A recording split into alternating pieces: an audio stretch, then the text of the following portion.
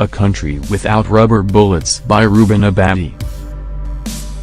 Many years ago, I was in Abuja to attend an international workshop on one of those human development issues that used to engage a lot of attention in those days: Sustainable Development Goals, maternal mortality, maternal morbidity, adolescent sexuality, women's political representation, the Beijing Declaration, HIV/AIDS reporting, and those were hot topics in those days as Nigeria tried to grapple with the challenges of the return to civilian rule and seek the consolidation of democracy and its ethos.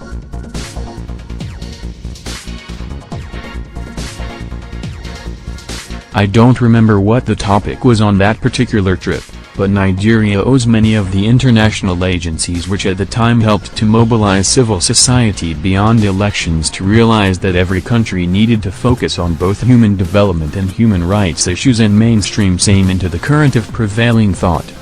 But after such conferences and workshops, often attended by persons from other African countries and visiting technical experts, we usually found a way of unwinding by exploring the cultural delicacies that Abuja had on offer.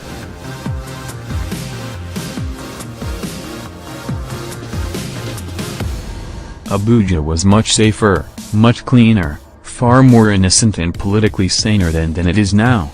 Nightlife in the city was also busy. So, this night in question, we ended up in one of those bubbling nightclubs in Abuja. I don't remember the name of the club anymore, but I know the location. The year was 1999. The month was either November or December. Glitzing lights, heavy pounding music, generously made women and girls with heavenly features whose presence alone was an overdose of aphrodisiac, cigarette smoke wafting skywards, a mixture of scents, perfume and body sweat producing a peculiar smell you can only find in a nightclub, so much fun in the air, everyone appearing to be happy even if the world outside by dawn would confront every dancing, smoking, drinking acolyte at the shrine of Bacchus, with sober realities.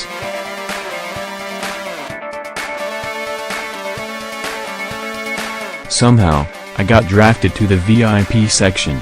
Most nightclubs have a quiet corner, where the big boys relax, away from the din, in the company of all the best things on offer. I was dragged there by a guy who said he had recognized me, and he had been looking for me. He turned out to be a military officer, a captain or something close to that. I detached myself from the group and joined him. He was in the company of other soldiers, also out in the evening to enjoy a break from the hard task of soldiering for Nigeria. Abati, the guy called out as soon as we took our seats, and a bottle of chilled Star Lager beer was presented before me. "Well done, my brother. Nice meeting you," I said, with my eyes and mouth focused on the sweating bottle before me. As the bottle struggled to free itself from the imprisonment of a cruel refrigerator, my throat waited in anticipation. Abati. Why is it that you civilians can't understand us, the Nigerian military? You don't seem to get the point. I read this your article on the Oda massacre and you are blaming the Nigerian army. After a long day discussing ideas at a workshop, I was certainly not in the mood for an evening of further talk about Nigeria, its many troubles, and human development. When the captain saw me and he started talking about how such a big fan of my writings he was and he invited me to join him and his friends, I should have known that there was something else beyond free beer and specially barbecued fish. Indeed, I had written about the Oda massacre, yes, the killing and rape of defenseless persons by the Nigerian army, yes. I took a sip of the beer. That felt good, but not what the man said next. "Abati, do you know much a bullet costs?" He answered his own question. "A bullet is very expensive. When you go about writing that soldiers should not kill anybody and that extrajudicial killing is wrong, I just laugh. I even saw you on television talking about extrajudicial killings. Which extrajudicial killing? We had to do what we had to do in Noda. It is not a massacre. You see all these guys here, they are all soldiers. You may not know the value of a bullet, but every soldier knows that every bullet that is assigned to you must be accounted for. Once you send a soldier on assignment, he must match every single bullet with a dead body, otherwise, he is not a good soldier. Nigerians must know that you don't ever confront a soldier. You confront a soldier, behave in any aggressive manner, you will take a bullet in your head. Not being a soldier, I could not argue. The only thing I knew about soldiering came from The Art of War by Sun Tzu, a couple of books on the British at the battlefront, action movies, Winston Churchill's essays on war, and those famous battlefront comics we all read as secondary school children. Even if I had any counter-argument, it was wise under the circumstances to keep quiet. It was not the first time I would be meeting soldiers, and in previous conversations of this nature, I suspected that they always held their guns by their side. I didn't want a bullet in my head.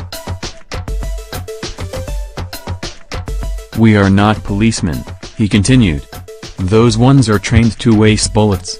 They train them to maim or appeal to people. The Nigerian military is a serious arm of the security services. If you go to the war front and you miss targets and waste bullets, you can get killed. Our job as soldiers is to account for every bullet. Nigerians must decide whether they want the armed forces or not. If you call us out, we will kill. The beer was no longer tasting fine. But I recall this past encounter in great detail, in the light of the recent confrontation in Abuja between members of the Islamic Movement of Nigeria, IMN, and a combined team of the Nigeria Army and Nigeria Police. The Shiites, as they are known, were celebrating the annual ceremony in honor of the great-grandson of the Prophet, Saul Hussein. It is called the Abati. They were also protesting the continued incarceration, since 2015, of the leader of the Shiites movement in Nigeria, Ibrahim el-Zakzaki, and his wife, both of whom remain in custody in open defiance of court rulings. The Nigerian army, purportedly acting on orders from above, opened fire on the protesting Shiites. About 49 of them were killed. Undeterred, the Shiites reorganized and launched another protest. The killing of their men had radicalized them. On the second day of protest, they threw stones and set police vehicles ablaze. More than 400 of them were reportedly arrested by the police. The Shiites claim the number is as high as 1,000 members of their sect. This has generated international concern. Amnesty International and others have since condemned what appears to be an organized assault on fundamental human rights. However, the Nigerian army's response has been stereotypical. First, we were told the Shiites had to be killed because they threw stones at soldiers and the military had to act in self-defense. It is curious that in response to alleged stone throwing, our soldiers responded with live ammunition. The additional defense is that even the United States acts in the same manner, a subtle response to the killing of Mexicans throwing stones across the border in the southern parts of the United States. U.S. border guards this year alone have killed about 93 Mexicans, but the difference is that the case of 16-year-old Jose Antonio Rodriguez is back in court, and it may trigger a reassessment of the rights of persons killed across the border, and the rights of the families of such persons to seek justice and be heard. The New York Times picked up the comparison attempted by the Nigerian army and did a story out of it. This was important enough to force President Donald Trump to quickly autocorrect and say that those who throw stones should be arrested. This is understandable, in the face of a midterm election that starts today in the United States. President Trump certainly cannot afford a human rights scandal about him being a source of inspiration for reckless conduct in a country he once dismissed as a shithole country and its president as lifeless. The Nigerian military quickly deleted the comparison with America, but further asked why it should use live ammunition against protesters. The Nigerian military, speaking through Brigadier General Joseph Agim, took us back to that night in 1999. He told his interviewer, "We don't have rubber bullets when we are sent on assignments." So, if any person that is not happy with the government wants to take on the military, then they should be ready for the consequence '(s), and nobody can take on the military and they will not have casualties. On the back of this statement by the army, a female public relations officer of the Nigeria police has also posted a famous message on Instagram, to wit, "If you throw stone, expect a bullet. Squad on mission. #boss lady #protective service."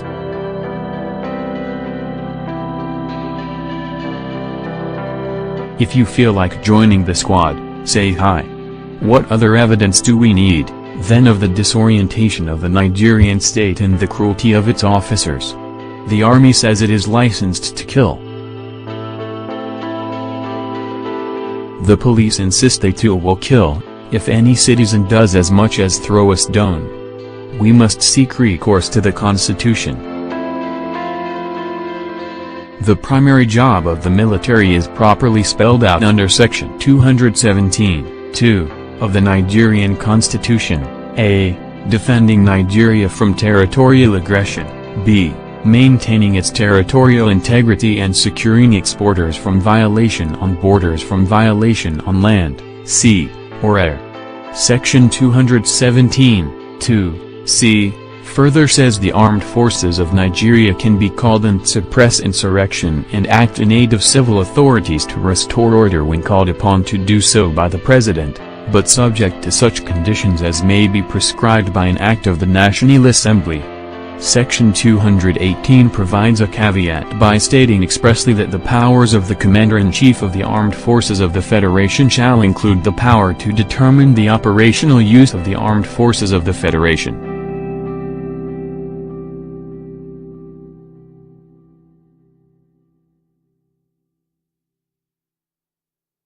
Was the National Assembly involved in the recent declaration of war against the Shiites by the Nigeria army? Is or was Nigeria facing the threat of war from the Shiites? Could the orders from above have come from the highest levels? Was it right to invoke Section 217(2)(c)? I will argue that whereas Nigeria is meant to be under a democratic dispensation, the presence of the military, pointing to a covert remilitarization, has been pervasive. Whereas Nigerians fought for civilian rule, the soldiers have remained in their face, in politics, at police checkpoints, virtually everywhere, even on election days. They don't help to keep the peace internally. They shoot to kill. The police, whose responsibility it is to protect lives and property in Nigeria, are helpless. They are understaffed, under-equipped, and demoralized. It is a tragedy that they are now beginning to sound like soldiers. The position of the law is that Nigerians have the right under Section 40 of the 999 Constitution to assemble and associate freely and peacefully. They don't even need a police permit to do so, as proclaimed in All Nigeria People's Party vs. Inspector General of Police, 2008, 12 WRN 65. Nonetheless, the Nigerian government continues to defy this law. Orders are continually issued from above to frustrate not just Section 40 of the Constitution, but also Section 33 on right to life, Section 38 on right to freedom of thought, conscience and religion, Section 39 dealing with the right to freedom of expression in the press, Section 42 on the right to freedom from discrimination, and Section 44 on the right to dignity of the human person.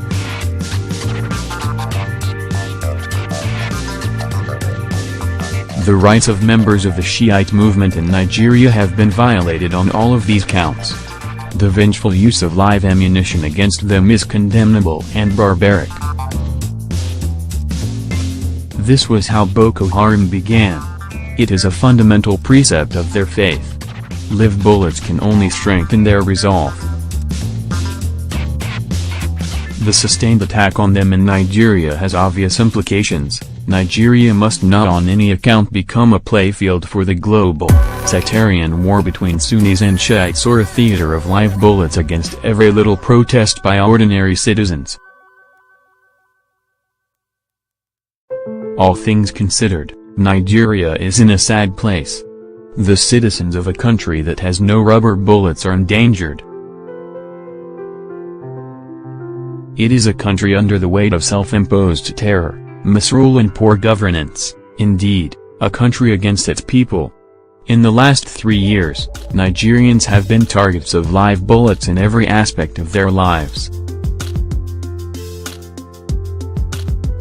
Each time they complain, they get shot in the head. Salaries are not being paid. Foreign investors are fleeing. Local investors are groaning. Workers are going on strike. The great art of living is dying. When the people groan, they are reminded that this government has no rubber bullets. A country where a bullet is valued more than human lives is sick.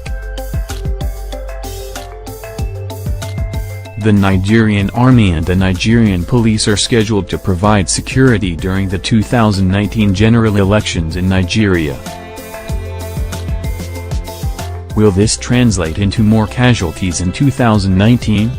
The international community should advise the incumbent Nigerian government not to give orders from above for indiscriminate killings and the use of live bullets during the 2019 Nigeria elections. On that may well rest the future stability of Nigeria.